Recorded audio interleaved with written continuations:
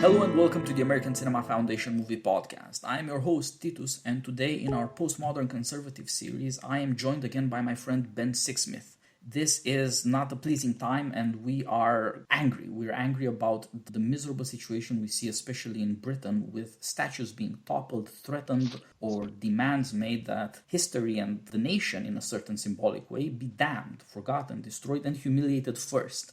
Rioting is trashing Churchill, and people are ashamed apparently of Gladstone now, and all sorts of other figures, lesser but certainly important to national history, are being humiliated with absolutely no response from the people who are supposedly for conservatism, the Tories, the conservatives, who are also in power by accident. But before we get to all the angry stuff, first, Ben, thanks a lot for joining me again. I'm glad to see I'm not the only guy who feels this way and that we can rant a bit about the matter. And before we get to that, tell me, what have you been writing lately and what are you working on? Thank you very much for having me back again, Titus. I've been writing for various places. Obviously, I've been writing about this particular subject and trying to stay coherent and keep the ranting in check. For The Spectator, I wrote a piece about the rioting and coronavirus and the great flip-flop from don't come outside or you'll kill everybody's grandmother to come outside and protect everybody's son.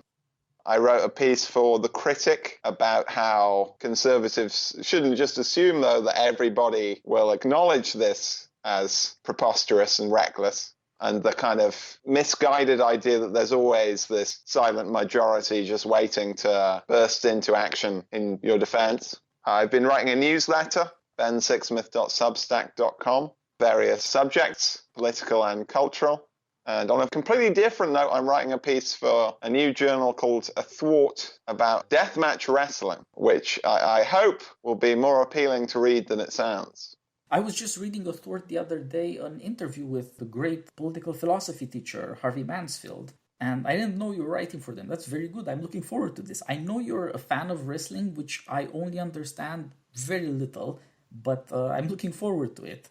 And then our audience, you should read Ben Sixsmith. You will get, more wit and restraint and moderation in what writing should be, along with insight in writing than you can in a podcast, where our passions may now and then run away with us and eventually cursing. Hopefully we will not get to cursing. We'll see. So Ben, I think you're right that we expect at some level that there are adults, there are serious people in this world, in this country. There are authorities, people we defer to, people we admire, who should be speaking up. The people aren't going to act simply as the silent majority by themselves.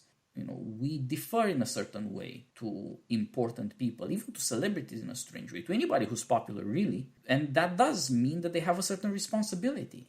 People who are famous in part because they are British, because they are important to the people in the UK in this case. That should come with a kind of responsibility to the people, to the country. And the most obvious part of that is being respectful of the nation and the history. It's not just a natural conservatism. You should have some respect for your elders, because whatever good things you have in this world come from them. But beyond that, there's the importance of nobility, of the things we admire and we aspire to. These are not just hallowed places that writers or politicians or celebrities occupy for a while so that they can bask in the reflected glow. They are places that should summon duty. And I think there's nothing quite as clear as when people start trashing Churchill statues. Absolutely. And I think the failure of politicians to respond to this is almost more disgraceful than the people who are themselves calling for the desecration of history. There will always be dissident elements of society, iconoclastic even elements of society, even if they're larger today than we wish there were. But normally we can expect there to be people who will sufficiently speak out against them and constrain their ability to act on their ideological extremism. The problem is that now in power, instead of leaders, we have team leaders who would be better suited, as I was saying before the podcast, to be working in management in some kind of bland corporation and have seen themselves as just kind of guiding the flow of income and expenditure and giving the occasional pep talk about how well everything's going and about how everyone just needs to give it that little bit of extra push so that we can get into the green at the end of the financial year. and they're not prepared to speak up with any kind of grander authority than that. Yeah, you wonder. England, the UK was supposed to come into grand new days because of the election of Boris Johnson. Here's a man with a classical education, not one of these morons who just goes through PPE and is essentially a manager, as you were saying. And beyond that, he can manage his press, he can manage his public relations, is what he can manage. This supposedly is a more daring man, both because in a way he seems irresponsible, unlike our managers, but also in another way he has a book out on Churchill. He's a big Churchill guy. He is Mr. England. He's supposed to embody the UK. Well, where is his big speech in defense of Britain and national history and the way in which national history is alive? Britons are still Britons, that Englishmen are still Englishmen. I hope that, say, Scots might remember that they're also Scots, that they might not allow the humiliation of their national symbols. But for the UK as a whole, for England especially, there doesn't seem to be any of that. Absolutely. I mean, I think Boris Johnson, a lot of his personal daring is exactly directed towards his personal ambition. He's always been a very motivated man, but more in terms of his career than in what he wants to represent in the world. This is a man who made a documentary in the 2000s endorsing Turkish accession to the EU, but then found himself being the foremost representative of a campaign for Britain to leave the European Union that heavily exploited the fear of Turkey joining the EU without any obvious retraction on his part or reflection on his own political history. I'm not saying he's without principle, but he doesn't have it in any significant quantity. And a lot of his classical learning, while it's real and more impressive than mine, seems to exist mostly as a kind of after-dinner trick so that he can reel off portions of Latin without much reflection on what the Latin actually means and what it ever represented to anybody. I hope he will surprise me. And I know that there's a tendency among people like myself to be quite cynical towards politicians because it makes for good copy. So I hope he will surprise me. But thus far, all of the prejudices I've just voiced towards him as a leader have been confirmed. Yeah, that's a very good point, that he's living down to the worst of him, not to any of the hopes invested in him. As you say, the big turn in his career was to embodying England, to becoming Mr. Brexit, to becoming Mr. Anti-EU, despite parts of his earlier career that were completely upside down. And fine, okay, this is the adult, the final form of Boris Johnson. Well, where is it? He should live up to this hope, not just because he told the electorate that he would. That was his campaign, that's what he's about. But because it's the right thing to do. Because will he or nil he, the country is going through this drama where a bunch of entitled assholes are tarnishing the nation's symbols in the full knowledge that nobody's going to do anything about it, that it's just really a good weekend of fun, and for them, it's all upside. If anybody's going to feel humiliated, if anybody's going to feel like the country's in a way going down the pipes, well, it's not going to be them, and nobody's going to say it. Nobody's even going to voice this kind of concern. The worst thing you can be is a coward. The first of the virtues is to be a man, be manly, be courageous. If you stand up for nothing, you cannot expect anybody to respect you, and you cannot even really expect self-respect. You don't even know who you are to respect yourself. And with certain transformations, this is ultimately what it means to have a nation. If people will not stand for these things, why are they even British? How can they tolerate this level of humiliation? It's so cheap. These are not revolutionaries risking life and limb to deface symbols or anything like that. There's no sentimentality and drama to this. There's just a cheap thrill and this incredibly sick, but in a way amused attitude. What are you going to do about it? Somehow authorities are held in contempt and they are behaving like cowards. And as you say, it's even worse maybe because now we have to be contemptuous of them too. Absolutely. I think there's also something to be said about how Johnson specifically represents this kind of post-imperial image of Britain as being defined to a large extent by eccentricity, by humorousness, by this kind of P.G. Wodehouse-esque charm, which is fine to a certain extent, but is also quite empty as your leading virtue or your leading kind of sacred quality that you're living up to. Because when someone is throwing buckets of paint over war heroes and kings and queens, you can't just laugh it off. You can't make a few quips. You can't bumble around endearingly. You need to stand up for something. And what is not Boris Johnson's fault is that post-imperial Britain never really found that something. As Peter Cook said in the 1960s, it just started sinking, giggling into the sea. So the failure of the political class does reflect a kind of broader lack of cultural seriousness, which I guess to some extent all of us who are educated and contributing to culture have been complicit in. Yeah, that's a very good point, that there is a depth to the problem we're dealing with. There are obvious reasons why nobody is speaking up, speaking out, not to say shouting or doing anything. Why would you? For what? And this man who is supposed to be the Lion of England is Paddington Bear.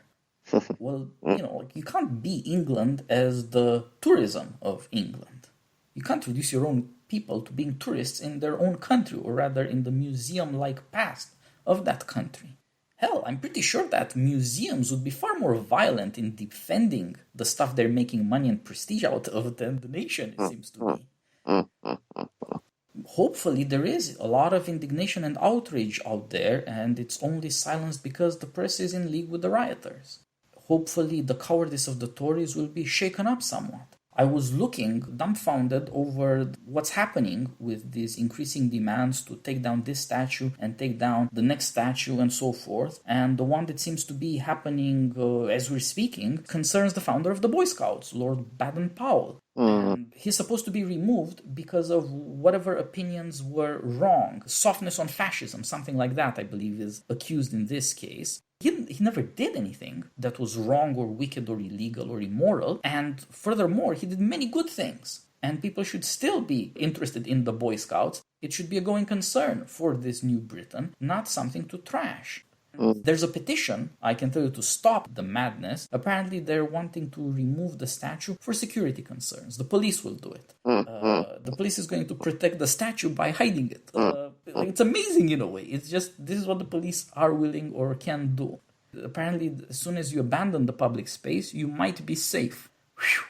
And I've been looking over these conservative, the Tory MPs that are speaking out about this because it's their constituency or nearby. This is in Dorset. One of them says, well, this is an error of judgment, put it back, which is at least okay, that's the minimum you could say. Another one just says, blah, blah, blah, historical figures, values change over time, blah, blah, blah, you can't expunge the past, blah, blah, blah, this doesn't correct old wrongs, blah, blah, blah. This is the stupid corporate series of excuses and vacillating language that only advertises cowardice and exactly what you were suggesting, the absence of principle. And there's another dude who says, for the avoidance of doubt, I am opposed to the permanent removal of the statue. That's for the avoidance of doubt. You don't want it, held against you that you didn't say anything, maybe, when election time comes around again, or something like that. For the avoidance of doubt. People are threatening this statue, and then the symbol, what it stands for in Britain, and these people are worried that they might be in any way associated with what it stands for. What they want at best is to speak for the avoidance of doubt. These are cowards. These are not politicians. Absolutely. And sticking with the kind of corporate metaphor, there is a kind of culture as well of human resources where any kind of intellectual or moral transgression, whatever it might be, wherever it might have occurred, it needs this kind of immediate prosecutorial response. So not just from the radical left, there's this kind of centrist comedian called David Baddiel who waded into the Baden-Powell argument, and he said, well, he praised Mein Kampf in his diaries, so I'm in favor of the removal.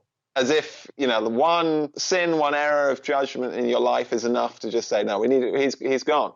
And you're not going to stack an 84-year-old man's misguided diary entry, which nobody need have ever seen unless it was published later, against achievements that 100,000 David Baddiels or 100,000 me's, for that matter, couldn't hope to equal. So it is this kind of petty, bitchy corporate mindset rather than any kind of cultural soul, let's say. Yeah, this notion that if you can find somebody who's sort of guilty of something, and that's a good justification to abandon them, even if it's, as you say, it's a private thought. A man on death's doorstep, he should be judged for that private thought. As if people are looking for excuses not to do anything, not to defend anything, not to stand for anything. And how does anybody think that this will not mean that next they will behave that way to their friends? If there's something that you could possibly justify cowardice over, you wouldn't need to stand up for your friends either. Or for, what would you ever need to stand up for? Yeah, absolutely. I guess you'd end up, I'd like to think they'd stand up for themselves, but sometimes, as we see from these kind of cringe-making apologies on social media, that need not be the case as well. Maybe standing up for the bottom line. Yeah, exactly. Maybe you can rely on people's self-interest at least. That might amount to something in some cases, but it'll be mostly an abandonment of everything beyond the narrowest form of self-obsession, really. Perhaps there is a deep connection between the fact that people don't really stand up for themselves or each other or their friends, and the fact that they won't stand up for the public either. All these contemptuous, insane radicals who are enjoying the destruction and lording it over people and humiliating people and seeing people in authority vacillate, how weak and what losers they are. It is, very enjoyable if you're on the other side. Maybe they have a very good point that people don't really want to stand up for anything because they don't believe in it. They don't believe it's worth the trouble. They don't believe what it is that might be worth the trouble. And they won't bother. It is possible to humiliate the public space without the public caring. Absolutely. There is a certain intimidation factor as well. Not just about our family lives, our jobs, our income, but just about not wanting to be the bad person. And it's interesting how these things escalate and how quickly these things escalate, because certainly in Britain at the beginning, when these statues started being removed, they did begin with people who I think very few people would argue were not bad men, this kind of merchant class of slave owners who, as leftists wouldn't admit, but as is true, basically hoarded all the wealth for themselves. I think Deirdre McCloskey and a co-author whose name I forgot, they wrote about how all the costs of slavery were paid for by the taxpayer and most of the benefits were hoarded by this class. And if they were being constructed today, I absolutely wouldn't agree with the construction of these statues, because to me, I feel like statues are best reserved for heroes and men of great personal accomplishments and not just men who happen to be rich and fund certain civic endeavors. So that was more difficult to stand up for. Personally, I don't think any statue should be removed because they are part of history and they are what our forebears decided should be there. I don't think desecrating or tearing apart their canvas is the way to build or paint a new canvas today. But they were certainly much more difficult to defend because you wouldn't defend the people. But very quickly that escalated into, well, if we're going to take down slave owners, then we've got to take down men who profited in any way from slavery, like Gladstone, whose father was a slave owner. And then, well, if we're going to take down people who profited from slavery, we've got to take down the statue of anyone who sympathized with slavery, like Lord Nelson, who, again, only privately expressed sympathy with the colonies. And apparently that counts for more than Trafalgar. And once that train is rolling down the tracks, it's very difficult for people to jump off. So they stay frozen in their seat as it plunges off a cliff, even if I suspect most of them are not happy to be there. But that's just part of the dynamic of the mob. That's part of the dynamic of the revolution. Even if you had some sympathy to begin with, that's just the way it develops. Yeah. Talking to you and thinking about this, I realized that the thing that makes me angriest about people doing these things is precisely that I understand that at some level there's a relationship between having these great men like Gladstone and Churchill up there and the rest of us not behaving like cowards. Because we are quiescent and we just want to be peaceable and get along. I don't want to get in trouble or get other people in trouble. I would like things to be quiet and reasonable if at all possible. I want to mind my own business and other people mind their own business, and I think we might be able to get along that way, at least for the most part. This is Plato's political philosophy. In the dialogue on moderation, he says, mind your own business. That's the principle of moderation. Don't go too far. Don't be madly ambitious. Don't be irresponsible either. Mind your own business. And then in the dialogue on justice in the Republic, he says, mind your own business is the principle of justice. If you mind your business and everybody else minds their business, we get along. And I think that's because it's true. We all get it at some level. But who's going to mind the public business? Who's going to deal with things when the rest of us are too careful, perhaps, cautious? It's a normal thing to be cautious. It's cowardly, but it's a noble kind of cowardice because you're not hurting anybody and you don't want harm and danger and bad things to come. But there's got to be daring as well. There's got to be bravery. There's got to be some kind of relationship between the willingness to stand up and stand out, to distinguish yourself, and the public affairs and the dealing with all things in authority. And our authorities are just not that way. They will not stand up for the thing that is the only thing that is keeping them in authority, which is public respect. It is the sentiment on behalf of the people that there is a kind of nobility that accrues to their office. Not because they are personally that important, at least not unless and until they stand up for something worthwhile and risk something for the sake of other people. But the office, because of the nation, matters. But if the nation doesn't matter and the nation's heroes don't matter and nobody is willing to stand up for them, how will any authority endure? Yeah, absolutely. There needs to be some spiritual, cultural core there that connects us to something beyond ourselves, rather than just connecting us as economic agents. And it's definitely lacking. Of course, that kind of diagnosis is very easy to make, and then the prescription, never mind the surgery, is far more challenging. So I'm aware there's a kind of vapidity even in diagnosing that vapidity. But it's true, because it does induce this kind of apathy and this kind of, I may not like it, but I might as well go along with it behavior. Yeah. I hadn't considered this before, but I think you are right. In moments like this, if you're blind and if you are eyes wide open, you might either way end up in a bad way. If we're being reasonable, there are arguments to be made on both sides. The argument that I don't like, but it carries weight, is that sometimes it's best not to notice things, to pretend it didn't happen, and to return to normal as soon as possible. There's something to be said for that. There is a famous phrase of Napoleon's in the most cynical possible statement to which he was given, that it is the job of the police sometimes not to pay attention, not to see that which it cannot affect.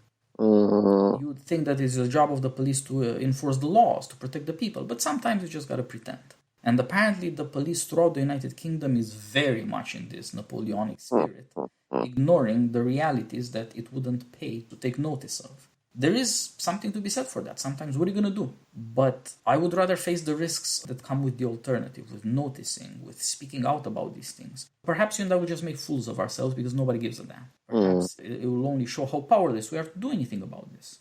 Perhaps if we fail to convince people that they should be outraged about this or speaking up about their outrage, in our failure we'll make fools of ourselves even more than that. And in a way, it is a deeper problem that doesn't really have anything to do with us. What if people see this, read about it in the papers, see it on TV, and learn to despise themselves? Yeah, absolutely. I think there's also been a serious problem in the Anglo-American conservative tradition where, William Buckley famously, it's almost become a legend that the National Review was formed with the aim of standing athwart history, crying stop. But in practice, Anglo-American conservatism has very much been standing on the train saying, could we slow down a little? Pretty much any objection to social change has been premised on, this is just going too fast, this is a little too disorderly. There's got to be another way of doing it, this kind of proceduralism, which sometimes is very valuable. I'm definitely not going to be so stupid and obstinate as to suggest there's no such thing as good change. But there is also a time when you just say, no, this is flatly wrong. I'm not going to make any kind of proceduralist argument about the norms of social change. I'm just going to say, no, this isn't going to happen, and I'm not going to let it happen.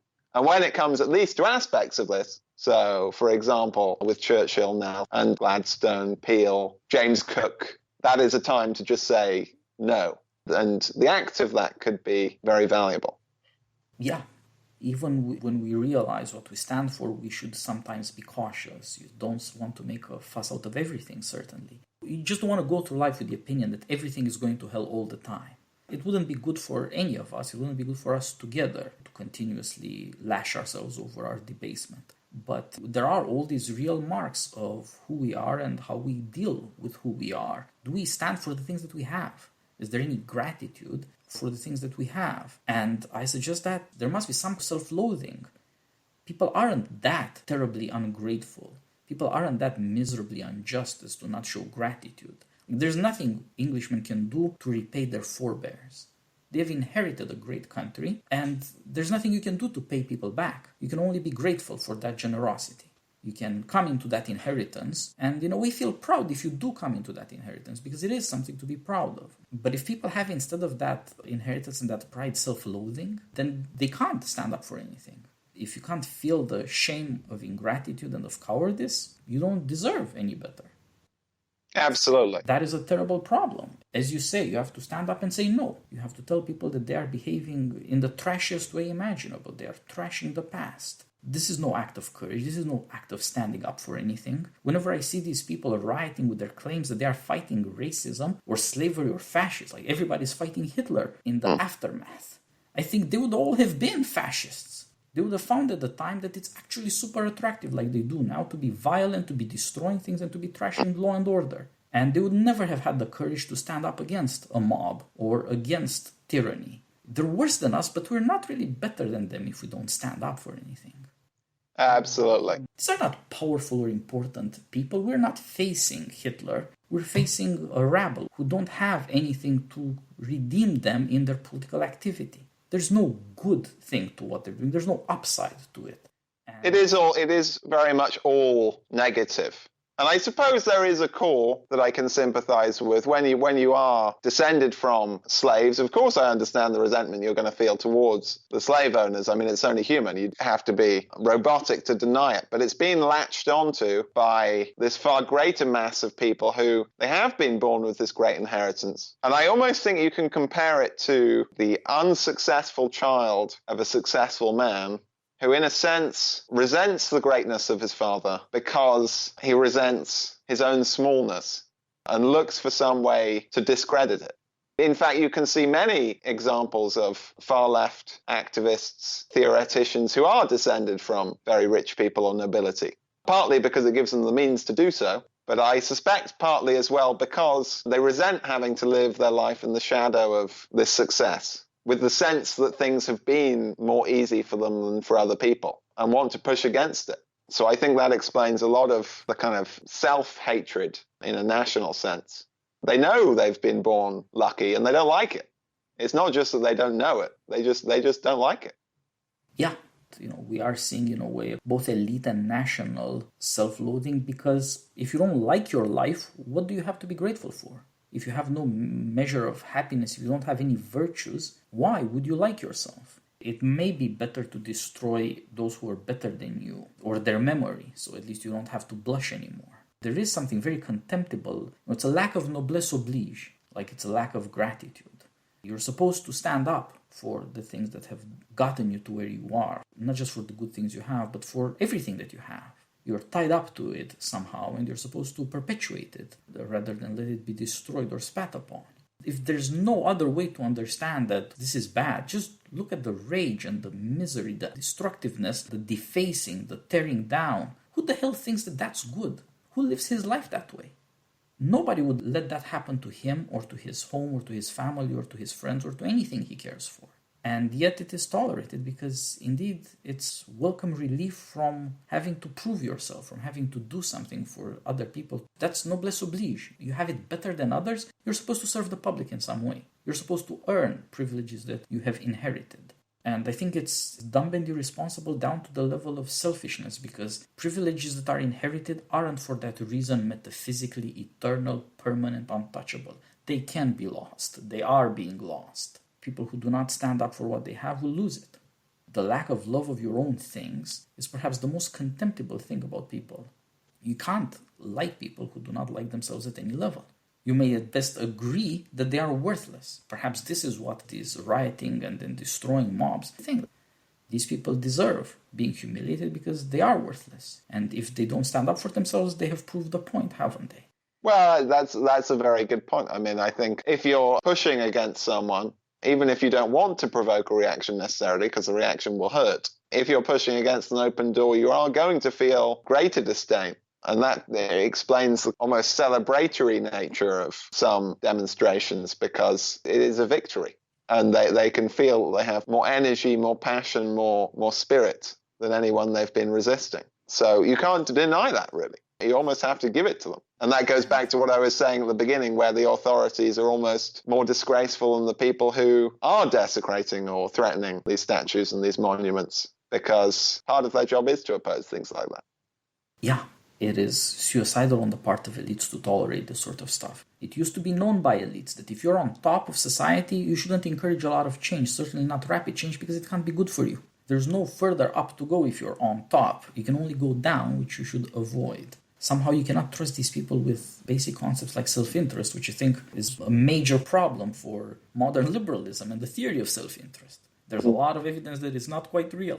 Absolutely. And I guess because we've spent so long really gauging political success by GDP, coronavirus and the lockdowns are going to have an interesting effect where you can't judge your success by economic growth. So we'll see what kind of political transformations that inspires, just because this managerial attitude towards economics has to expand. So perhaps there will be more of a political shake-up, but certainly not so far.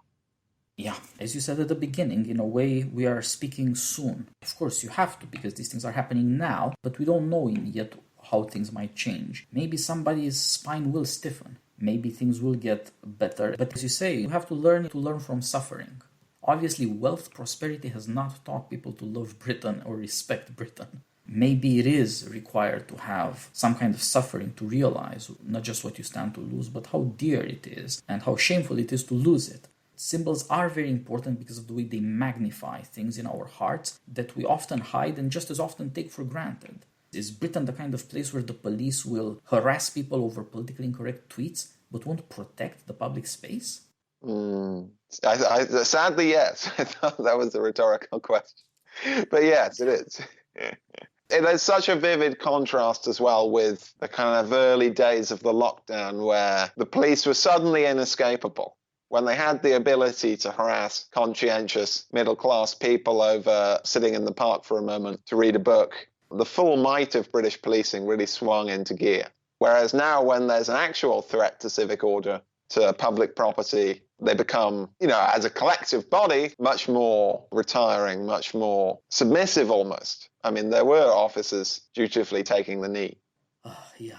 I saw this video of a perfectly English-looking guy, quaint as you like, as we were saying before, who went to the Churchill statue, this is in Westminster, and took some of the defacement off, just casually stepped up in the middle of the mob and the rioting and took some of the defacements off and went on his way, all inside of a minute. And then policemen who were there, these bobbies in their reflective vests, so they can be safe, started after him to get him.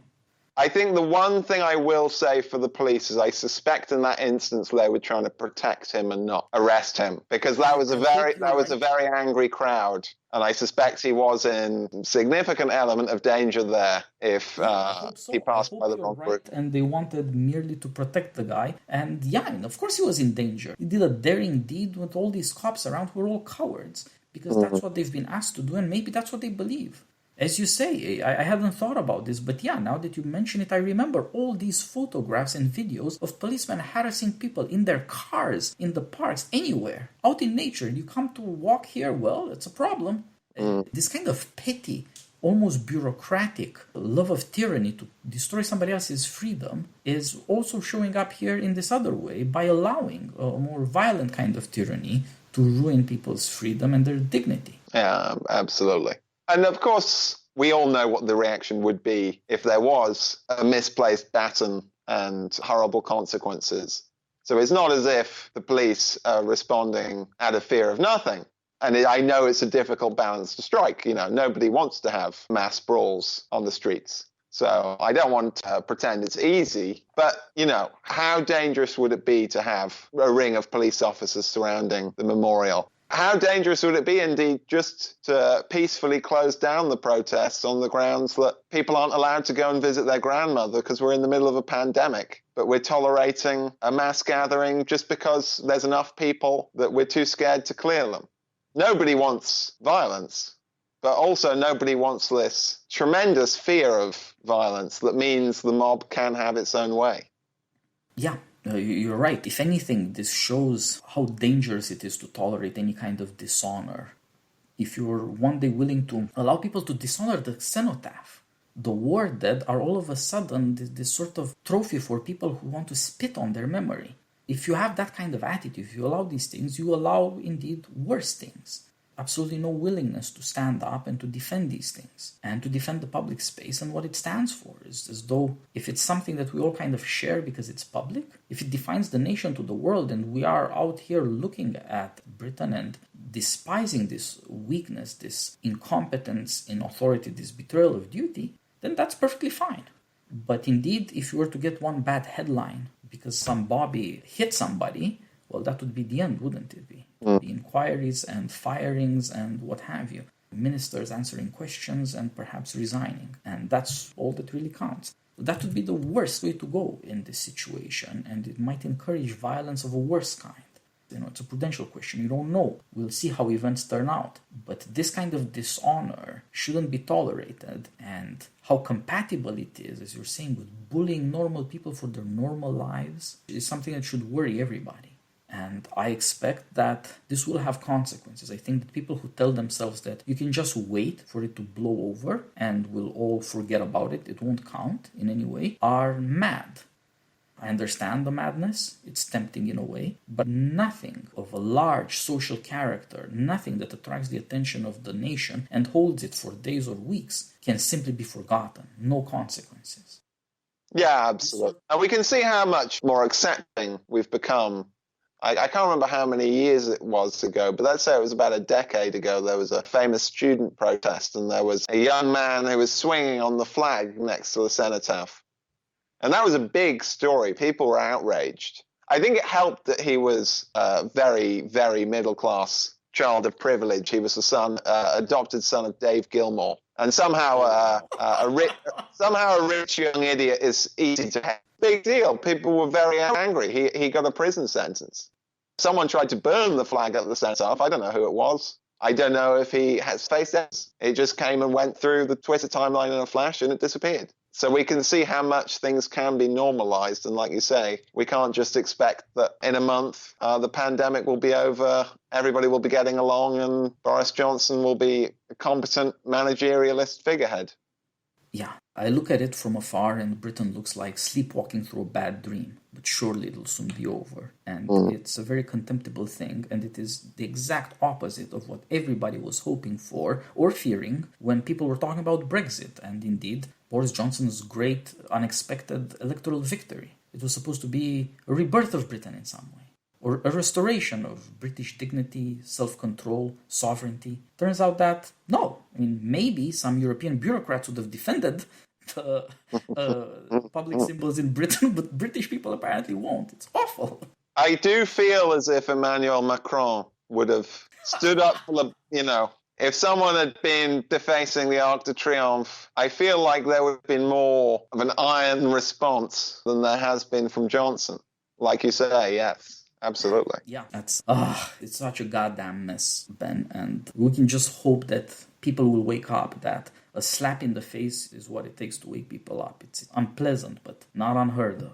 Well, so with this, Ben, thanks a lot for joining me. It always means a lot to know that other people you respect, share some of your opinions and some of your indignation, and especially so when we are obviously in the minority. So I'm glad I'm not the only one who feels this way. Thanks a lot. Thanks a lot for having me. And perhaps sometime soon we'll talk about something less gloomy, maybe even joyous if we dare hope. I hope so. All the best meanwhile. Bye-bye. All the best. Bye-bye.